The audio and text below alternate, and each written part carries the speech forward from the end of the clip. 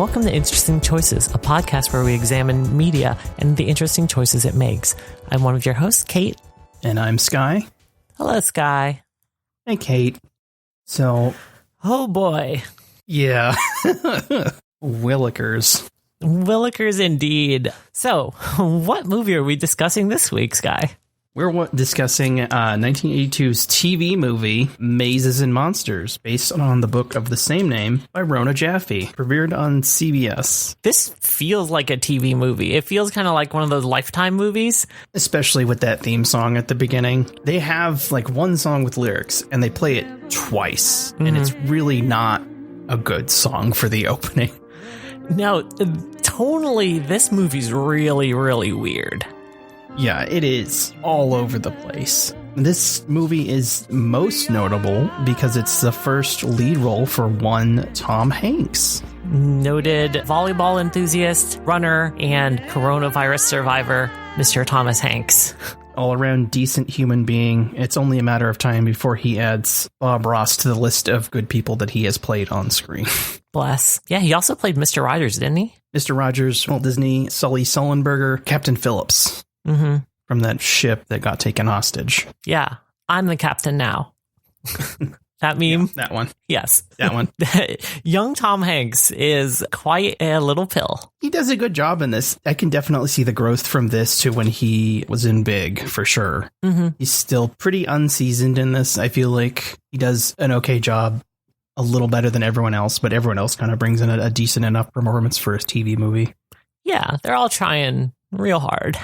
This whole movie is born from an urban legend about someone from Michigan State who, at the time, it was reported that he went into the steam tunnels under the university to play Dungeons and Dragons and died. A private investigator hired by the family found out that he had actually gone there to attempt suicide. It failed, and he went to live with some friends afterwards. So, yeah, because some erroneous reporting it didn't quite kick off the Satanic Panic, but it sure didn't help. It really caught that particular wave that we saw in Trick or Treat. This is pretty much the same thing where parents are flipping out about all of these demonic influences leading their children astray. In this, surprisingly, they didn't lean too heavily into the religious angle of things. Most of the parents are just like, stop playing that game because your grades are bad. Yeah. Tom Hanks' character, Robbie's parents, is a strict father and an alcoholic mom, and they're forbidding him from playing that game again. That game. Yeah, and you're not entirely sure because we've previously been introduced to other characters who were forbidden from playing the game because it was just too distracting for them in school and they need to focus on their studies so they can become computer programmers or business magnates or whatever the heck Kate wants to be. I think she wanted to be an author. I don't know. So you got JJ, played by Chris Makepeace, who would go on to be in Vamp and a bunch of other stuff, as the put-upon son of an interior decorator whose whole character is having a lot of hats. He's the eccentric rich boy. They're all kind of rich, it seems like, but yeah. I think they're all various levels of upper middle class, especially for like this time period. But he seems the one that's actually like properly brownstone on Central Park rich. They mention his address later in the movie. They have two addresses. I actually went and looked them up just to see what was there. We'll get to the other one later, but they mention his parents' place. And I looked it up and it's actually a hospital. The address for a hospital. Which is funny because he gets home and his mom has redecorated his room to white linoleum, very sanitized, everything's stark white and angles. And first thing he says, it looks like a hospital. It would be the setting for a super cool music video. I swear I've seen that room in my nightmares. Yeah, everything's white, down to the furniture, the decor, the bird cage. He also has a talking minor bird named Merlin. Birds don't talk. I love that so much. One of the things he taught it to say was birds don't talk. Yeah, he's a very eccentric character. The first time you see him, he's in like a World War I Kaiser helmet. And like a prep school outfit. Yeah. Then we got Daniel. I kind of tuned out the conversation. His parents want him to be more studious so he can get into MIT. He's dead set on going to Grant with the rest of his friends, the fictional Grant University. It sounded like he wanted to be a game developer. Yeah. I might have misheard that, but That's what the Wikipedia article says, so that's what we're going to go with. Cool. His parents are putting the heavy pressure on him to get a real job, quote unquote. This is the era where you could join IBM and have a career for life, provided that life ended at 2002 with the dot-com boom and crash. So, it is what it is. Yeah. He is solidly upper middle class. His parents both work. I think JJ's mom kind of works, but in that way that like rich people work, where they do like a high end. Yeah, she does interior decorating for rich old people. And then his dad is like the youngest publishing agent in New York, I think he said. Mm-hmm. He calls him the Boy Wonder for some reason. Yeah, the Boy Wonder isn't really in this movie. He just kind of occasionally buys JJ things. Then we got Kate, who's having a discussion on the docks with her mom, her real mom. Her dad divorced and left them to marry another woman. And she's worried about life and talking about their divorce, making it very clear that her parents are divorced. Mm-hmm. And talking about boy troubles that she has because she's got to play dumb around guys. For many different reasons, I do really relate to Kate. I think she's a great character, and none of the characters in this are your typical, what we would view as nerds. Yeah, they're not your stereotypical nerds. They're kind of more realistic nerds, I think, in that they have nerdy pursuits, but they also have a life outside of that. I honestly really liked all these characters. Like, they just felt like people. Yeah, even as they start falling into mazes and monsters, spoilers. Which is like painfully contrived. Yeah, but they still have lives. They go running. They like go to parties. They hang out. They just like live their best college lives. And damn, I did not play Mazes and Monsters or the real life equivalent, but like my college friends and I, all we did was we just sat in our dorm rooms playing like bootleg PlayStation games that we downloaded from Usenet.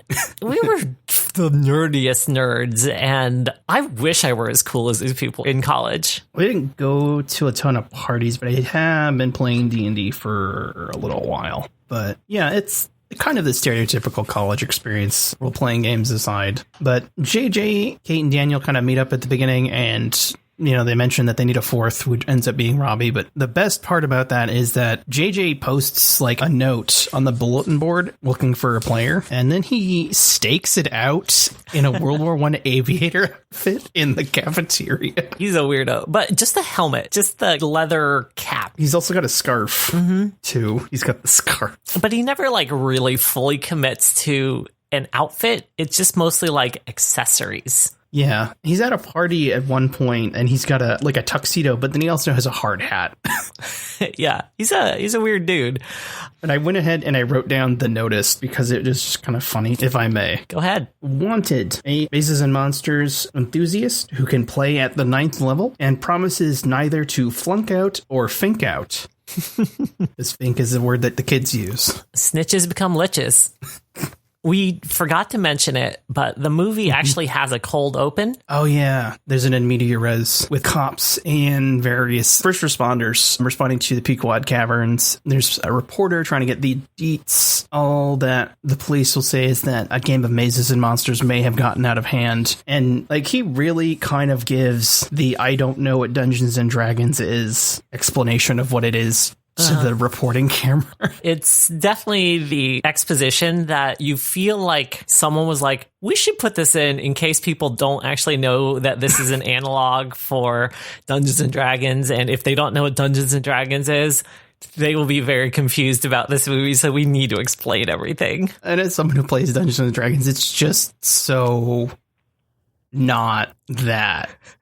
What, you mean Dungeons and Dragons isn't a psychodrama where you work out your real life problems in this fantasy setting? Yes, and it's also not a game where you make an imaginary character and then plunge them into imaginary worlds. I mean, it kinda is. Actually, both of those things describe all of the RPGs that I end up playing, the like weird indie ones. It's just the way he said it in the show sounded like you make a character and then they have a made up world. Like for their perspective, it's a made up world, not that it's also made up along with them. It's definitely Baby's first RPG intro, but it sets up this tension and this dread that, oh no, our beloved Mazes and Monsters crew, something is going to happen to them and put them in peril. JJ tries to invite Robbie to play the game. He's not sure because he's had trouble with it in the past, so he invites him to a party. This is one of the small things that's like someone didn't check this, because this movie came out in 82.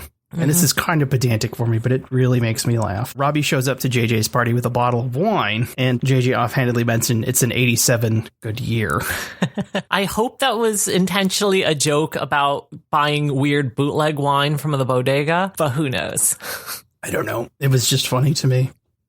But yeah, he meets up with Kate, who has the corkscrew, and they kind of get into... It's a mute cute. It's a meet cute. It's definitely... He takes too long a glance, but she's into it. And then they start talking about the game. And they keep talking about it in these weird ways, like... Yeah. Oh, what level do you play at? The way that people talk about RPGs is the way that some people talk about like competitive Overwatch or StarCraft. Like you need to be of a certain tier in order to play with this, as opposed to we could just make you a character at level 9 because it's all made up and we can just do what we want. And these seem to be like characters that they carry over from game to game. And there's something about like when you get to level 9, you can create your own scenarios, which is just like, okay. Yeah. If you've ever watched Riverdale, there's a very long D&D equivalent storyline in there that kind of has the same vibes of like, we don't actually know how RPGs work, but we're going to make them extra scary. Yeah, but it all sounds like very Masonic Lodge stuff, especially when they get to the game and there's far too many candles. Yeah. And there's like this beginning the game ritual they do where the maze controller. I'm sorry, that cracks me up every time. The maze controller lays out the monster in the maze and the treasure in the maze and asks them if they are willing to enter. And they answer, aye. Yeah, it's bizarre. It's very bizarre. They do it more than once, so it's definitely like a part of the game. Or at least something they've created for it. It makes you feel kind of embarrassed to be watching them. There's a lot of like secondhand embarrassment in this just because you're like, oh, come on. Like that's you. Come on. Yeah, especially when they go through the classes. You know, Kate's playing a fighter, which is fine. Tom Hanks is playing he says it's a holy man, but it's basically a cleric, but he's named Purdue. And then JJ's playing a fanatic, which what discounts like it sounds like it's a rogue, but he keeps calling it a fanatic of somebody. It's a choice. It's definitely a choice. They play the game and they seem to have an okay time for a while. Yeah, it looks like fun. We get a nice long montage with the beginning theme of Robbie and Kate relationshiping it up. Yeah, this is where they're like jogging together, like having cute little like intimate college times. Yeah. And to their credit, they do seem to have some kind of chemistry, which is nice. And that kind of leads into like one of the real world problems that I super felt. Like I felt it in my bones. Like everybody's getting too busy for the game. Daniel's got a physics exam he's got to study for. JJ just wants to play the game.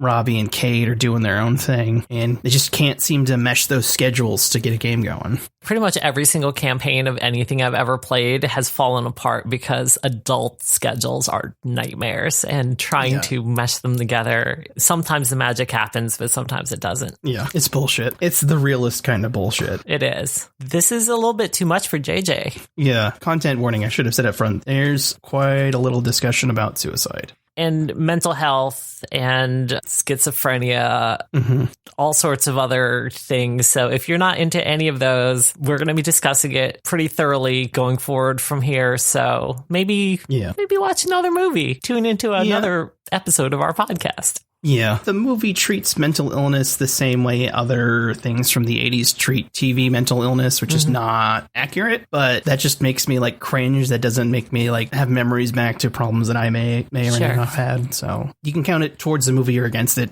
It's what it is. It's a cartoonish version of mental illness. Yeah. JJ resolves to leave his impression on the world by killing himself in the Pequod Caverns. Yeah, because no Grant student has ever done that. And so this is his way to make a mark because he's tired of feeling lonely. He's significantly younger than the rest of the other players. He's 16, so he is a prodigy. They're busy with their lives, and he isn't, and he's just super lonely, even though he has like fabulous parties and friends, and like everyone knows him and is like sweet bird. Yeah, he seems to be reasonably popular, as lonely as he is. He goes to the cavern and he gets some idea. It's not articulated on screen. He just pulls out like the dopest looking tiki torch I've ever seen, lights it, sort of looks around, and then we cut to the next scene where he is still there. They are sitting around at a table. They've finally gotten together to play Mazes and Monsters. This session is the catalyst because they're dealing with some undead, but there's a pit in the way, and at the bottom there's a glimmer of something that could be the treasure they're after. So JJ's character just jumps in, and it turns out it was like gold and gem-encrusted spikes. And probably one of my favorite lines, Kate's like, "That was so dumb. Why didn't you use your sonar?" All thieves have sonar. Yeah. I mean, I don't know what the skills are. It's fine. In his virtual suicide, he sets the stage for the next evolution of the game, because they're like, we could continue playing, but like it sucks to play without JJ's character. When, you know, in most real life games, you would just make another character. Or they just bring him back. Yeah. But Tom Hanks' Holy Man didn't have enough points to raise dead, don't you remember? Yeah. Oh. So they're at a quandary because they don't want to continue without their friend. So instead of just creating another character, they decide to abort this session entirely. And then JJ presents his pitch to them. Yeah, he goes into this, God, I want to say like a full 5-minute pitch. He's going full pitch, man. He's bringing the enthusiasm. He's painting the picture, and he's describing a LARP. He has come up with LARPing. Yes. And if you don't know, LARP is an acronym. It stands for live action role play. And yeah.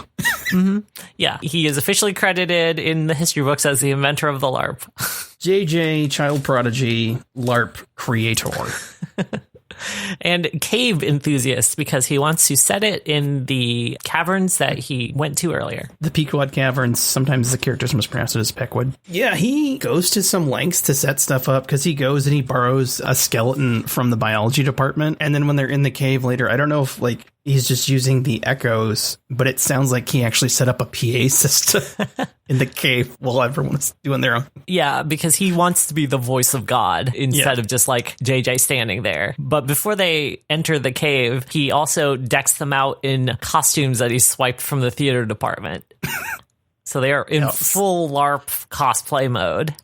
Yeah, they're in full LARP cosplay, piling into Kate's VW cabriolet, driving down to the caverns. And they initially are having a great time. They're excited. Yeah. They're like, oh, wow, this is so cool. JJ, you set all this up. It's so cool that he's like using his spooky PA system to like guide things along. It's pretty neat. They do that bizarre ass, do you want to enter the maze thing before they go in? But it kind of makes sense in this context, because it's like, no, you're going into a dangerous cave filled with like literal wild animals. Yeah, they run into bats, and then when someone goes back to the cave later, there's like a huge rat. Yeah, he rigged up that skeleton from the biology department to fall from the ceiling with the flashlight taped in its mouth.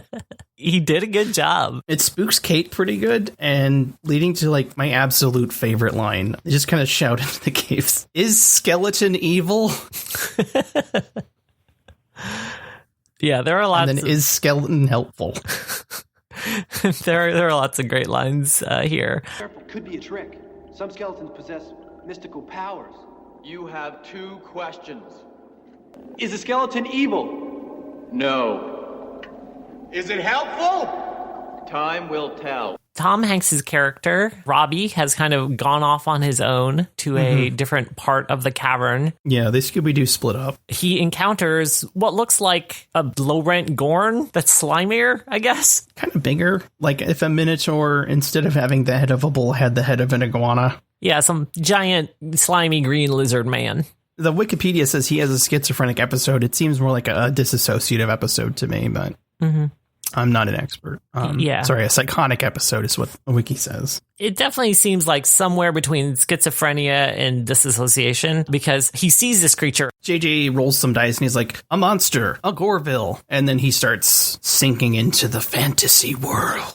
And this thing looks way better than anything JJ could have rigged up. And Tom Hanks is starting to freak out. It honestly looks better than it has any right to as a TV movie. Yeah, it definitely looks pretty good. They got the slime right. And so Robbie's sinking deeper and deeper into his Purdue character. And he feels threatened by the Goreville and whips out his short sword and stabs it. Slays the Goreville. And starts screaming. A lot of screaming happens. Lots and lots of screaming. Everybody gets there and he's like, I have slain the Goreville, and there's an empty space on the floor with footprints because, you know, I'm sure PAs were walking around there like a couple minutes beforehand. And they're like, good job. You imagine good. And he's like, what? No, I'm a holy man. I shouldn't have resorted to violence. And they're like, oh, you cad. You kidder. Quit messing around, you jerk. Robbie. Purdue. And then we get, I'm pretty sure this had to have been like a line that they got specifically so it could be a soundbite. And they're talking about how JJ was thinking about making paper mache monsters and how everyone was like, that would have ruined it because the most dangerous monsters are the ones in our minds. Mm-hmm. Yep. Galaxy brain stuff right there. Yeah. Everyone is pretty chuffed except for Robbie/Purdue at this point, who is reeling from his numerous sins in the cavern. We kind of skipped over while Robbie and Kate are getting to know each other in the beginning. He kind of recounts how I think it was his older brother disappeared on his birthday on Halloween and left for New York. And he feels guilty about it because he gave him the money to do it. And he regrets, he feels like maybe he didn't give him that money. He might not have gone off, and he never kept in touch like he said he would. He just kind of disappeared. Also, there's a sequence where Robbie and Kate are going into Robbie's bedroom and he's showing off his brand new, like, full-size bed. Oh, yeah. He gets a full-size bed and she feels like the relationship's moving too fast. He basically asked her to move in to his dorm room with him, which is weird. It's kind of weird. I don't know why he framed it like that. And he's like, check it out. I got a larger bed so you can stay over sometimes. Mm-hmm. He didn't have to be like, move in with me. Yeah. Into my dorm that we're moving out of here as soon as college is over. Yeah, it's weird. And so she was already like, not really having it. She likes him a lot. And she's like, let's just enjoy college. Let's just have college life. But then as soon as Purdue starts taking over the remainder of Robbie's personality, things start becoming strained between them. The thing I remember the most is after his opening up to her about his brother, he says, I still dream about him sometimes. Cut immediately to him dreaming about his brother. Yeah. It's like, hey, check this out. But yeah, after the game, he starts having dreams where something called the Great Hall, which is Tom Hanks speaking into a modulator and standing at the end of a tunnel in front of a floodlight, is talking to Tom Hanks. Yep. Telling him that he needs to be pious and humble and celibate, which leads to him breaking up with Kate. In the 2020 era, where we've fully accepted asexual people as valid identities, would not have been an issue because he's just like, I love you and I like being with you, but we just can't have sex. And she's like, you were breaking up with me then. And he's like, I guess I am. And I was just like, but if you're just ace, you just still have a good relationship. Yeah, you guys seem like you had lots of fun. Yeah, just go running together. It's fine. Have a good jog. It'll be great. But yeah, so she breaks with him, and then Daniel catches the rebound. Mm-hmm. As some time has passed at a divey burger joint. They start getting together, and Kate's like, oh, well, I never really made a pass at you before because you were too handsome. Yeah, that's like a big thing. There was a scene with JJ and Daniel earlier, like everyone assumes he's like this Lothario, and like because of that, all the girls he tries to ask out assume he's no good. So he just ends up sleeping around and being a Lothario anyways. And come on, man. The prophecy.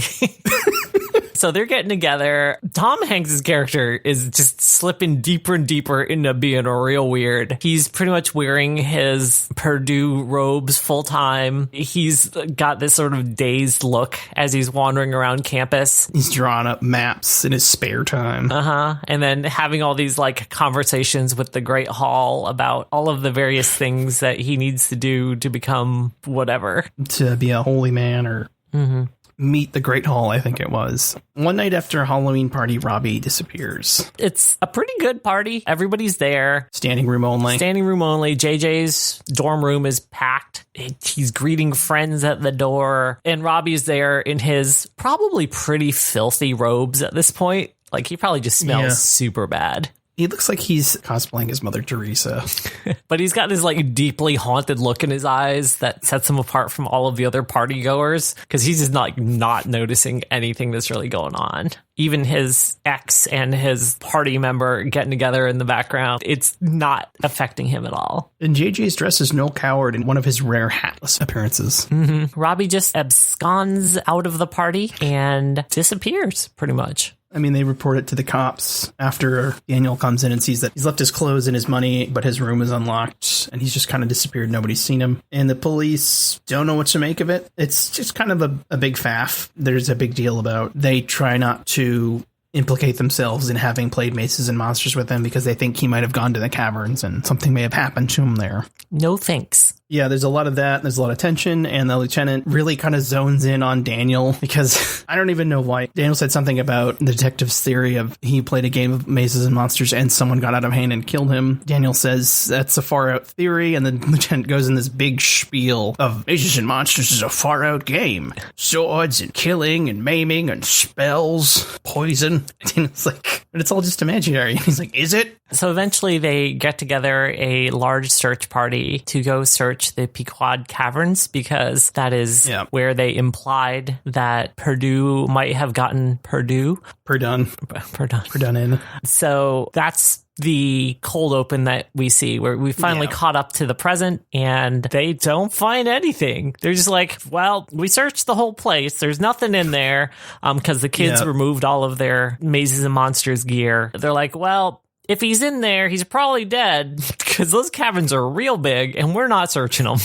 Yeah, there's a really weird kind of almost non sequitur because it doesn't come to anything. JJ actually mapped out the whole caverns and then leaves it on the lieutenant's car under the windshield wiper. But they don't mention it at all after that point. Kate has a brainwave and realizes that the Great Hall is not a place. It's a person. It is a person. His brother was named Hall. Yeah. And so the rest of the gang learns about Robbie's tragic backstory. So they're like, well, maybe he went to go find his brother who disappeared and maybe is dead? ? I don't know. They don't really make quite the leap I feel like they should have made. They don't really know where he is until he calls them. And he calls them because he's gone to New York City and he stabbed a dude.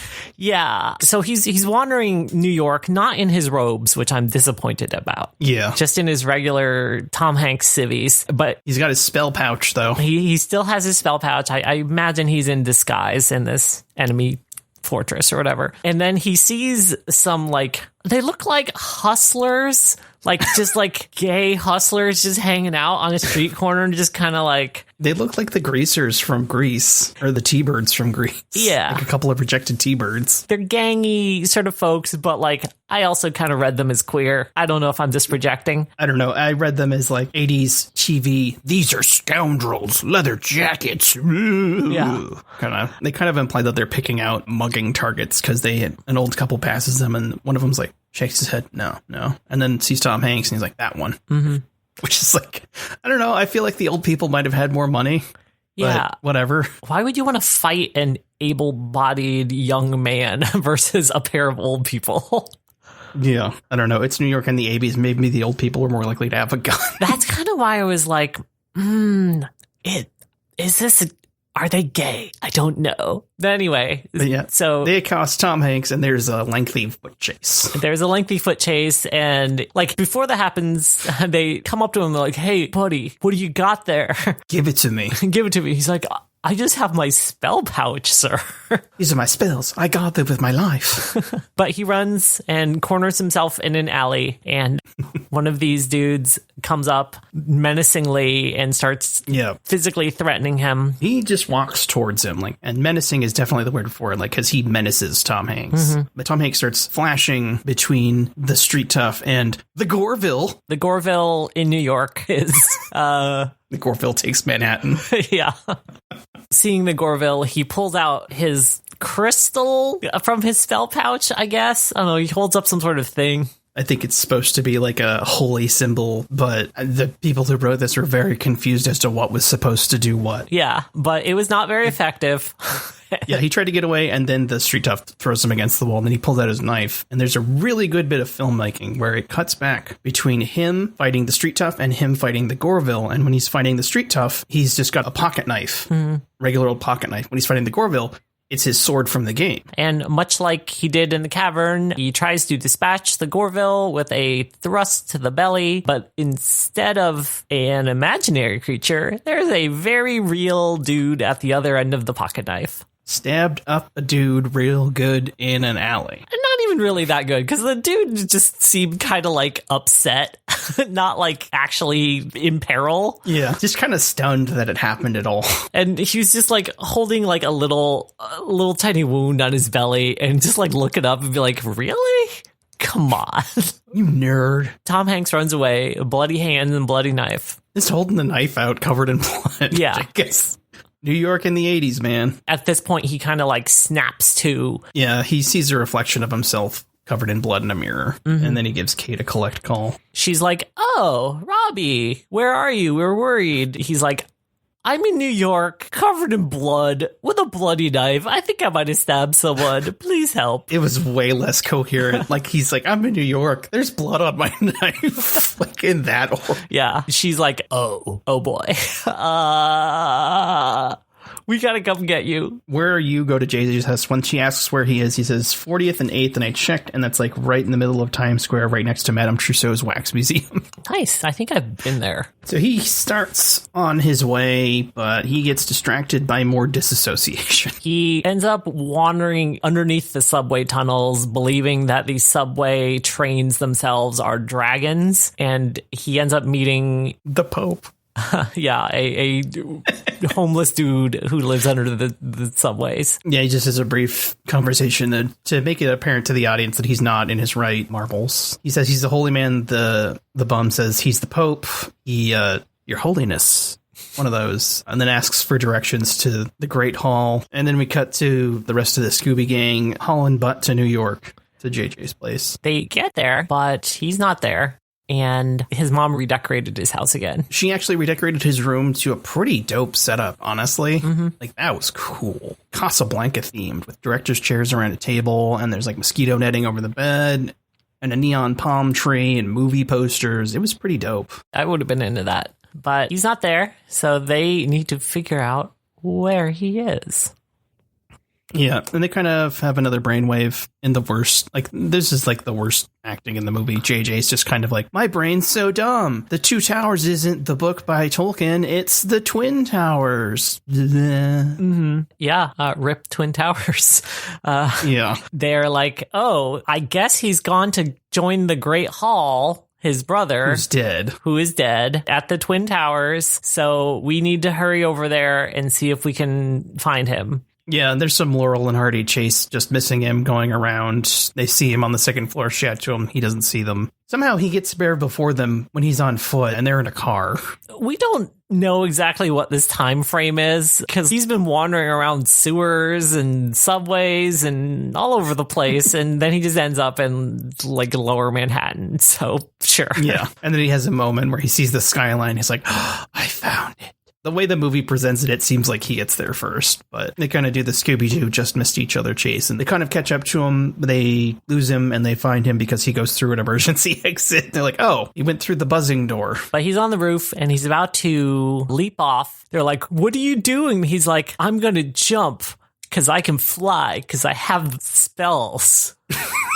JJ's like, no, you don't have enough points. I'm the maze controller of this game. And that kind of brings him a little bit back down to reality. He's like, game? What? Why am I here? Why don't I remember? Yeah. And he has a breakdown and his friends all kind of like come in. We get a denouement where they're driving up to see him. They're talking about how they've all given up everything happy and fun in the world to pursue adult stuff. Kate's talking about how she's finally writing the novel she always wanted to, and it's implied that it's this novel. Daniel has decided he's going to become a boring old programmer and not develop games. And JJ is going to go into business like his young old man. Yeah. They go up to Robbie's parents' house to find him. His mom explains to them that none of this was their fault. They didn't know that he had severe mental health issues and like this. I don't blame you. Yeah, but he seems to be doing better now. Seeing a therapist every day. Yeah, and he's out back. So if you want to go see him, you can go see him. And he's dressed like he's about to go play tennis. Yeah. The white sneaks, white short shorts, white polo shirt. Mm-hmm. And he's just hanging out in the back, and they're like, "Oh, you look a lot better than we last saw you. How are you doing?" And he starts addressing them in character. Yeah, and they're like, "Okay, just stop joking." And he just keeps going, and then they're like, "Oh." Yeah, more cringy game stuff, like, Vilken, didn't you die when you leapt upon the spikes? Whoever brought you back is a great holy man, greater than even I.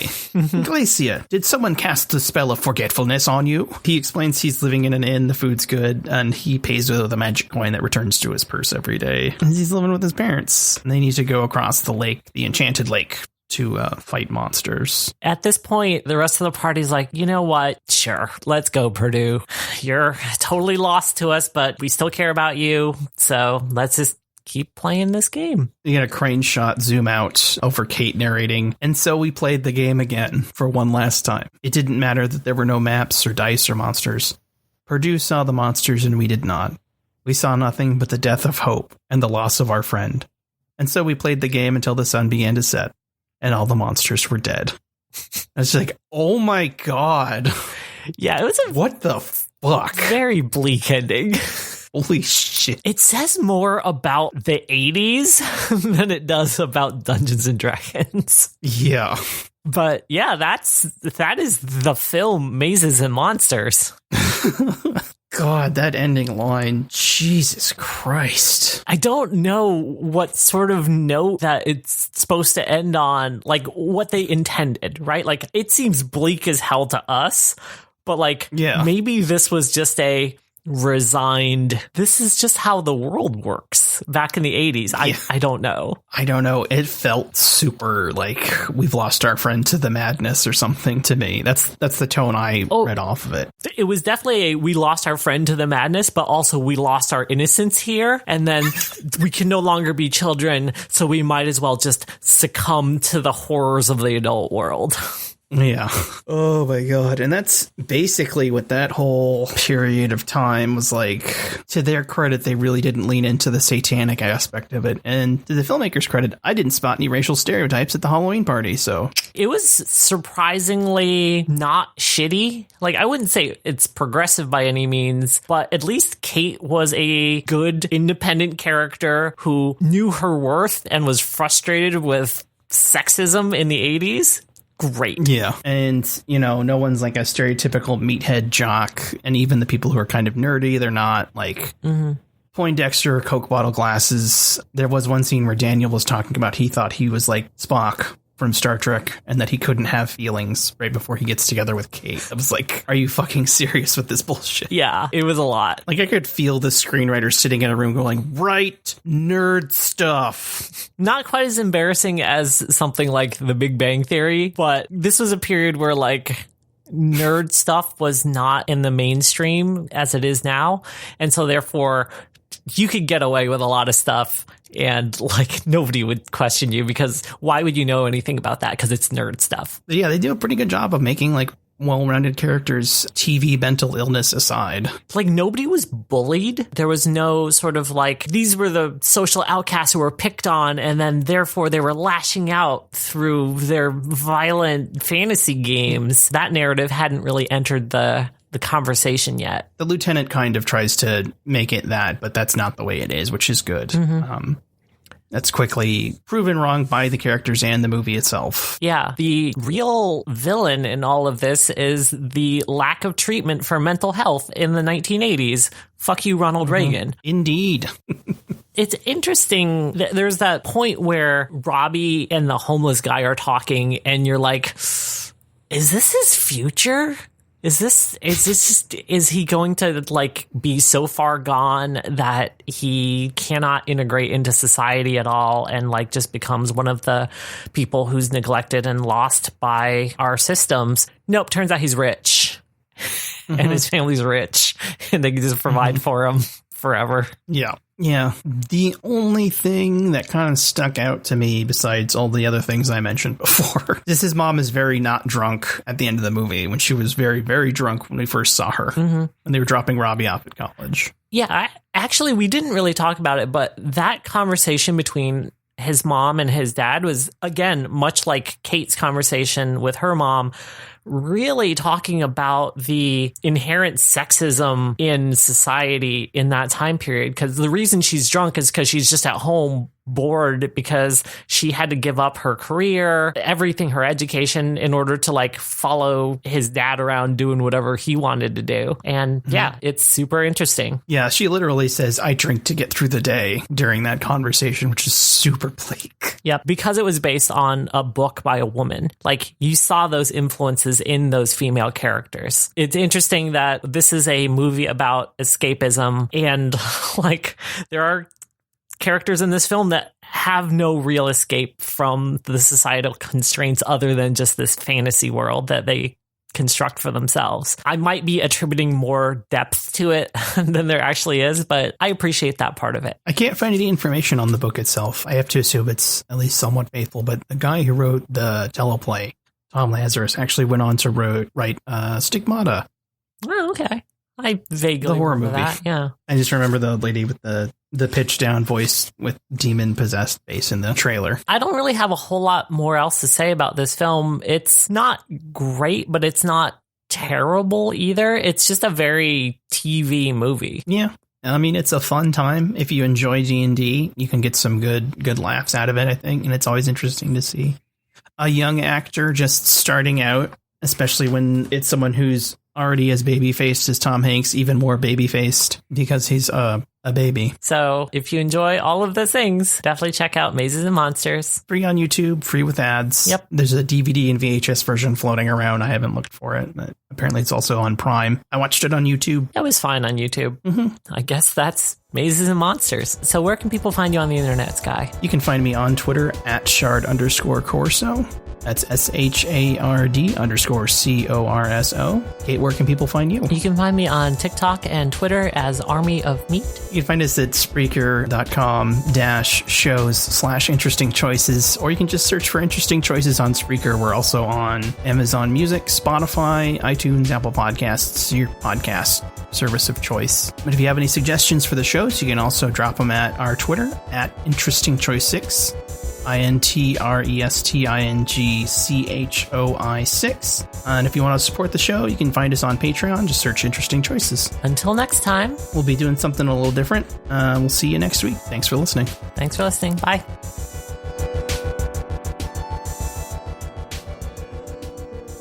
Whatever may happen,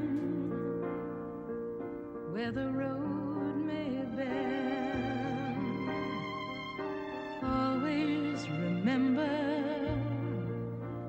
we are our special friends together.